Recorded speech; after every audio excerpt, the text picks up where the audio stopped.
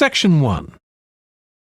You will hear a telephone conversation between a woman who wants to attend a cookery class and an official at a tourist information centre.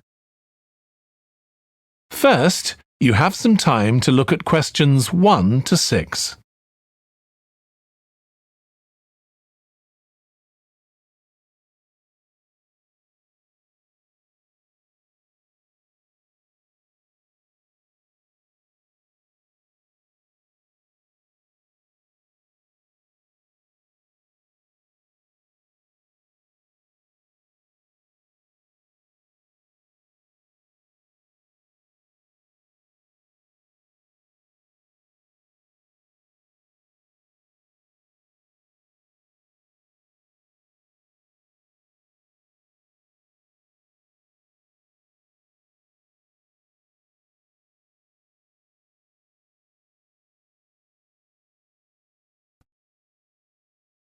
Now we shall begin. You should answer the questions as you listen because you will not hear the recording a second time. Listen carefully and answer questions 1 to 6. Hello, Tourist Information Centre. Mike speaking. How can I help you? Oh, hi. I wanted to find out about cookery classes. I believe there are some one-day classes for tourists. Well, they're open to everyone, but tourists are always welcome. OK, let me give you some details of what's available. There are several classes. One very popular one is at the food studio. OK. They focus on seasonal products, and as well as teaching you how to cook them, they also show you how to choose them. Right, that sounds good. How big are the classes? I'm not sure exactly, but they'll be quite small. And could I get a private lesson there? I think so. Let me check. Yes, they do offer those. Though, in fact, most of the people who attend the classes find it's a nice way of getting to know one another. I suppose it must be, yes. And this company has a special deal for clients where they offer a discount of 20% if you return for a further class. OK, but you said there were several classes. That's right. Another one you might be interested in is Bond's Cookery School. They're quite new. They just opened 6 months ago, but I've heard good things about them. They concentrate on teaching you to prepare healthy food, and they have quite a lot of specialist staff. So is that food for people on a diet and things like that? I don't know if I'd be interested in that. Well, I don't think they particularly focus on low-calorie diets or weight loss. It's more to do with recipes that look at specific needs, like including ingredients that will help build up your bones and make them stronger, that sort of thing. I see. Well, I might be interested. I'm not sure. Do they have a website I could check? Yes, just key in the name of the school. It'll come up.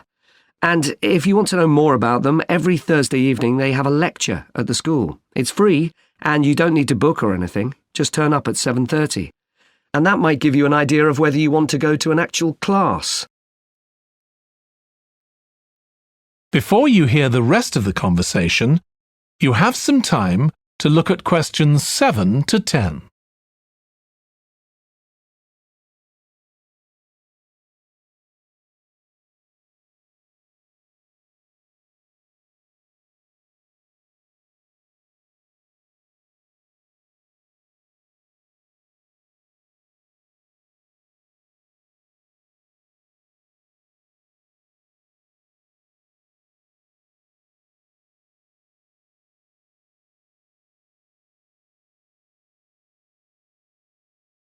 Now listen and answer questions 7 to 10. OK, there's one more place you might be interested in. That's got a rather strange name. It's called the Aretsa Centre. That's spelled A-R-R-E-T-S-A. OK. They've got a very good reputation. They do a bit of meat and fish cookery, but they mostly specialise in vegetarian dishes. Right. That's certainly an area I'd like to learn more about. I've got lots of friends who don't eat meat. In fact, I think I might have seen that school today. Is it just by the market? That's right. So they don't have any problem getting their ingredients. They're right next door. And they also offer a special 2-hour course in how to use a knife. They cover all the different skills, buying them, sharpening, chopping techniques. It gets booked up quickly, though, so you'd need to check it was available. Right, well, thank you very much. I'll go and check that out. That is the end of section 1. You now have half a minute to check your answers.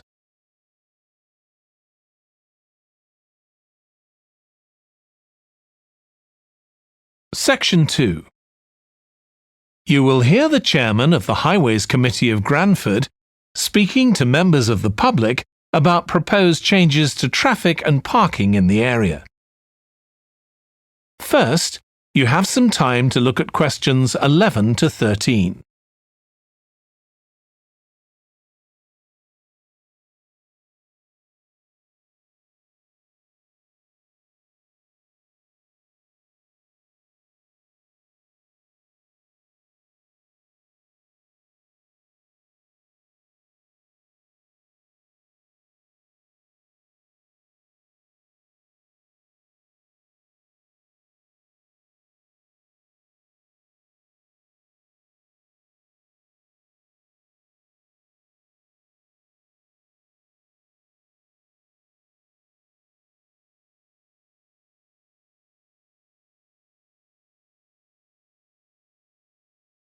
Now listen carefully and answer questions 11 to 13.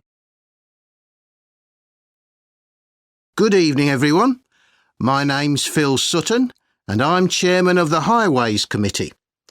We've called this meeting to inform members of the public about the new regulations for traffic and parking we're proposing for Granford. I'll start by summarising these changes before we open the meeting to questions. So, why do we need to make these changes to traffic systems in Granford? Well, we're very aware that traffic is becoming an increasing problem. It's been especially noticeable with the increase in heavy traffic while they've been building the new hospital. But it's the overall rise in the volume of traffic of all kinds that's concerning us. To date, there's not been any increase in traffic accidents, but that's not something we want to see happen, obviously. We recently carried out a survey of local residents, and their responses were interesting. People were very concerned about the lack of visibility on some roads due to cars parked along the sides of the roads. We'd expected complaints about the congestion near the school when parents are dropping off their children or picking them up. But this wasn't top of the list, and nor were noise and fumes from trucks and lorries, though they were mentioned by some people.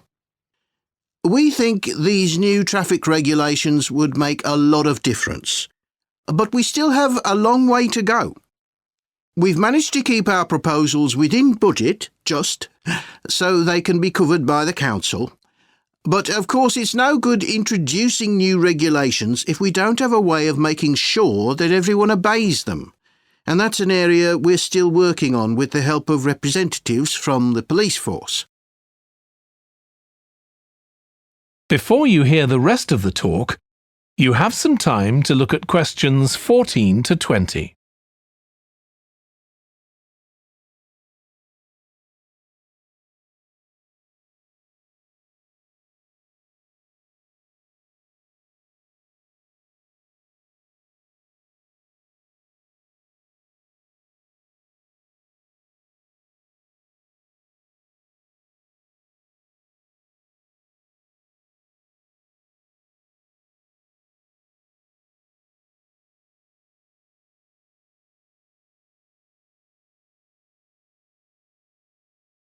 Now listen and answer questions 14 to 20. OK, so this slide shows a map of the central area of Granford with the High Street in the middle and School Road on the right.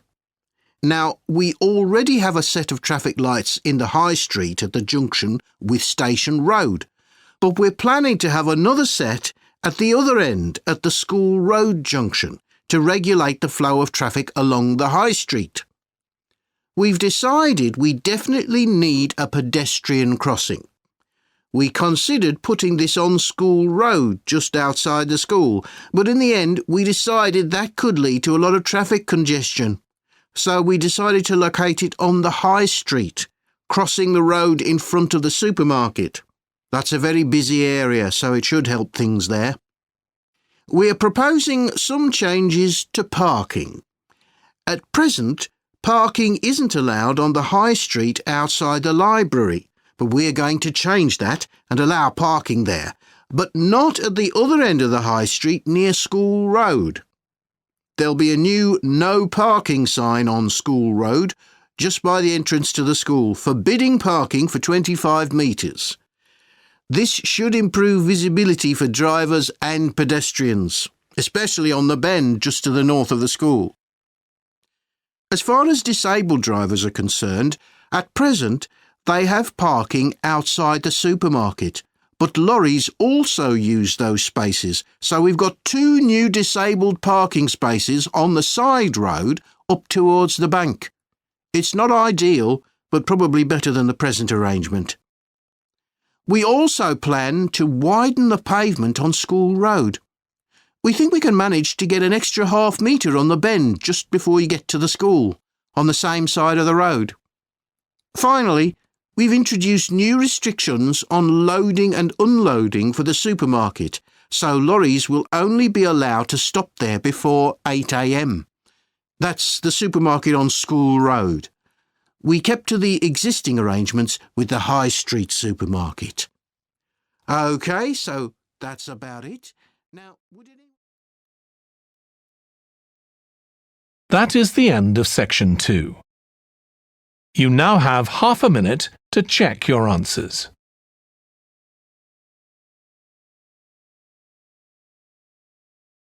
Section 3. You will hear 2 biology students called Emma and Jack discussing an experiment they are going to do together. First, you have some time to look at questions 21 to 25.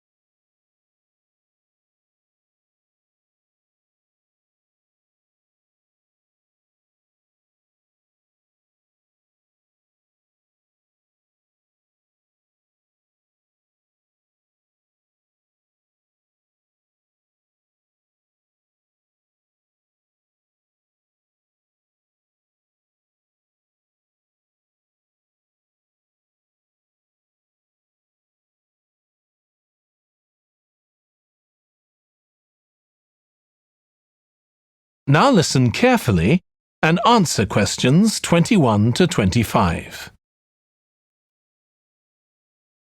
We've got to choose a topic for our experiment, haven't we, Jack?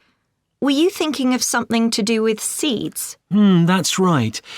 I thought we could look at seed germination, how a seed begins to grow. OK. Any particular reason? I know you're hoping to work in plant science eventually. Yeah, but practically everything we do is going to feed into that. No, there's an optional module on seed structure and function in the 3rd year that I might do. So I thought it might be useful for that. If I choose that option, I don't have to do a dissertation module. Good idea. Well, I thought for this experiment, we could look at the relationship between seed size and the way the seeds are planted. So we could plant different sized seeds in different ways and see which grow best. OK. We'd need to allow time for the seeds to come up. That should be fine if we start now. A lot of the other possible experiments need quite a bit longer. So that'd make it a good one to choose. And I don't suppose it'd need much equipment. We're not doing chemical analysis or anything. Though that's not really an issue. We've got plenty of equipment in the laboratory. Yeah, we need to have a word with the tutor if we're going to go ahead with it, though. I'm sure our aim's okay. It's not very ambitious, but the assignment's only 10% of our final mark, isn't it? But we need to be sure we're the only ones doing it. Yeah, it's only 5% actually, but it'd be a bit boring if everyone was doing it. Did you read that book on seed germination on our reading list? The one by Graves? I looked through it for my last experiment, though it wasn't all that relevant there. It would be for this experiment, though. I found it quite hard to follow. Lots about the theory, which I hadn't expected. Yes, I'd been hoping for something more practical. It does include references to the recent findings on genetically modified seeds, though. Yes, that was interesting. I read an article about seed germination by Lee Hall. About seeds that lie in the ground for ages and only germinate after a fire. That's the one. I knew a bit about it already, but not about this research. His analysis of figures comparing the times of the fires and the proportion of seeds that germinated was done in a lot of detail. Very impressive. Was that the article with the illustrations of early stages of plant development? They were very clear. I think those diagrams were in another article. Before you hear the rest of the discussion, you have some time to look at questions 26 to 30.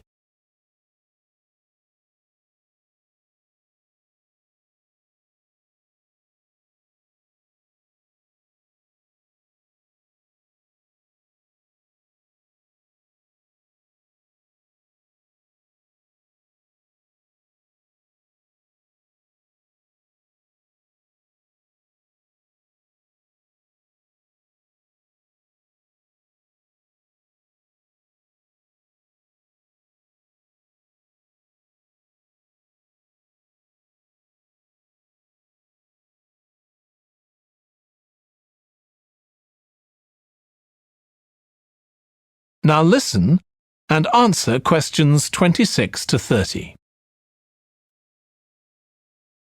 Anyway, shall we have a look at the procedure for our experiment? We'll need to get going with it quite soon. Right. So the first thing we have to do is find our seeds. I think vegetable seeds would be best, and obviously they mustn't all be the same size. So how many sorts do we need? About 4 different ones? I think that would be enough. There'll be quite a large number of seeds for each one. Then for each seed, we need to find out how much it weighs and also measure its dimensions. And we need to keep a careful record of all that. That'll be quite time-consuming. And we also need to decide how deep we're going to plant the seeds, right on the surface a few millimetres down or several centimetres. OK, so then we get planting. Do you think we can plant several seeds together in the same plant pot? No, I think we need a different one for each seed. Right. And we'll need to label them. We can use different coloured labels. Then we wait for the seeds to germinate. I reckon that'll be about 3 weeks, depending on what the weather's like. Then we see if our plants have come up and write down how tall they've grown. Then all we have to do is look at our numbers and see if there's any relation between them. That's right. So then we get... That is the end of section 3. You now have half a minute to check your answers. Section 4. You will hear part of a lecture on an environmental studies course about recent research on how animals are adapting to urban environments. First, you have some time to look at questions 31 to 40.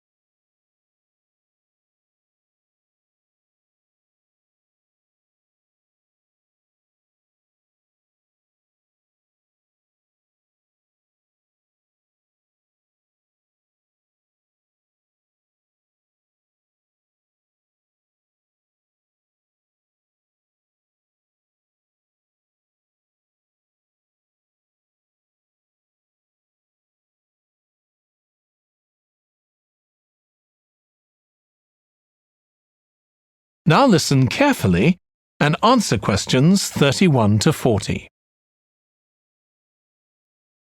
Hi. Today we're going to be looking at animals in urban environments, and I'm going to be telling you about some research on how they're affected by these environments.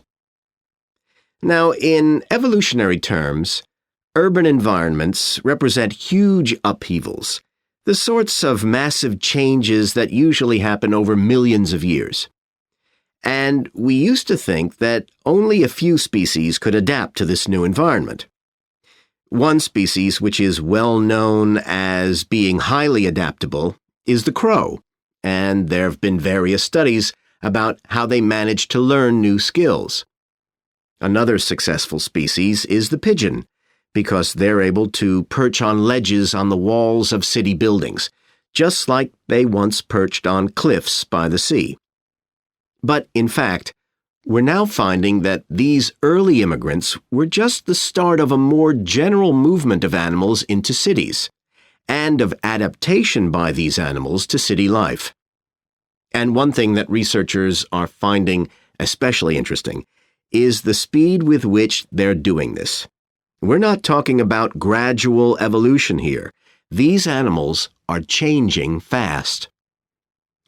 Let me tell you about some of the studies that have been carried out in this area. So, in the University of Minnesota, a biologist called Emily Snellrud and her colleagues looked at specimens of urbanized small mammals such as mice and gophers that had been collected in Minnesota and that are now kept in museums there. And she looked at specimens that had been collected over the last 100 years, which is a very short time in evolutionary terms.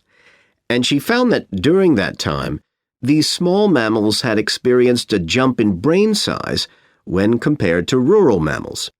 Now, we can't be sure this means they're more intelligent, but since the sizes of other parts of the body didn't change, it does suggest that something cognitive was going on.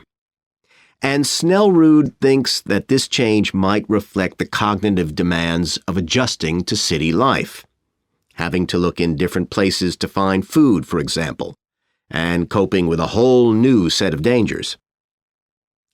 Then over in Germany, at the Max Planck Institute, there's another biologist called Katharina Miranda, who's done some experiments with blackbirds living in urban and rural areas, and she's been looking not at their anatomy, but at their behavior. So, as you might expect, she's found that the urban blackbirds tend to be quite bold. They're prepared to face up to a lot of threats that would frighten away their country counterparts. But there's one type of situation that does seem to frighten the urban blackbirds, and that's anything new, anything they haven't experienced before. And if you think about it, that's quite sensible for a bird living in the city.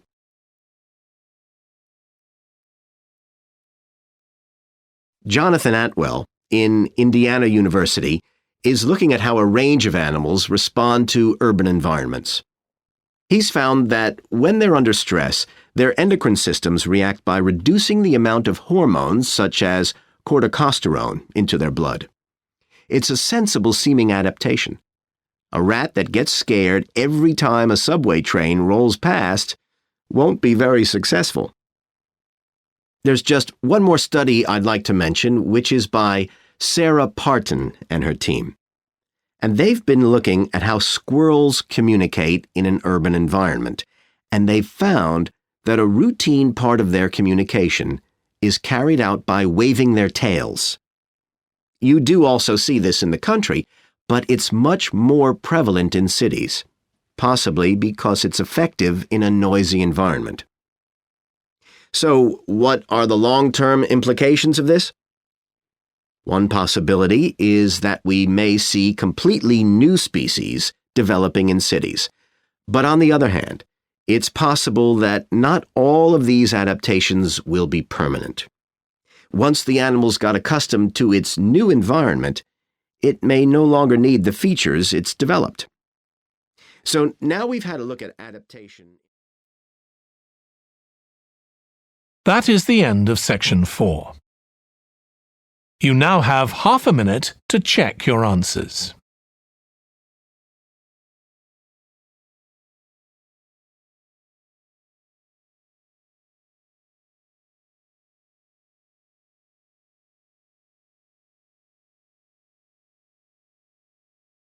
That is the end of the listening test.